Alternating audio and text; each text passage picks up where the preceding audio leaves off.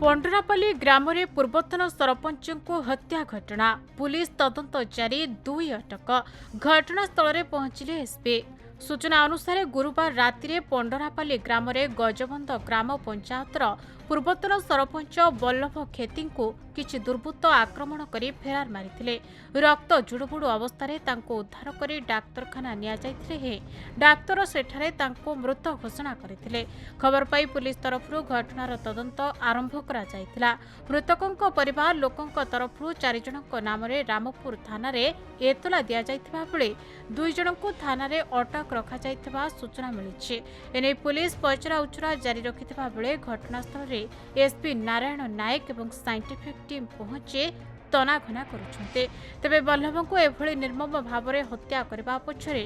जमीजमा केन्द्रित पूर्वतन शत्रुता किंबा राजनैतिक शत्रुता थाई पारे बोली आशंका करा जाउछे। गतकाली जो घटना है दुखद घटना निश्चित भाव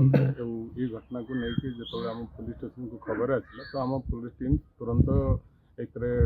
आसले विभिन्न जगह रेड्स कले जो मैंने आप जानते घटना जगह माने पुलिस स्टेशन आसवा मुदला मैंने एस्केप कर डेड बॉडी ऑलरेडी जो थिला माने जो जहाँ को असल्ट होता ऑलरेडी हॉस्पिटल शिफ्ट कराइला तो हॉस्पिटल देखागला ये स्पॉट आसिक देखा स्पॉट को गार्ड कर दिगला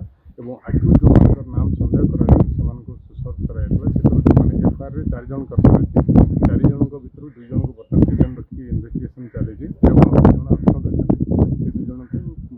धरने पुलिस टीम मैंने स्वतंत्र भाव में 2टा टीम मैंने काली राति में स्कूल आगड़ा थिला बेले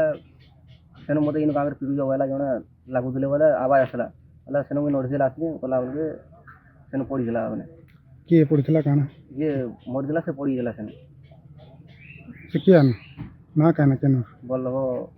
खेती का करसन सरपंच पूर्वतन आगरो सरपंच थे। हां अच्छा कन्ना कलो तापर किसी ने लाइट आन देखलो तापर गांव वाले आसले हेरु नेले हॉस्पिटल केते लोग सब थिले काना हमना केते लोग थिले भल से न दिसते बाइक गुटे खाली नो रेस रे गोला में गोला पर सोनपुर रो बीरेन नायक रिपोर्ट खबर ओडिशा।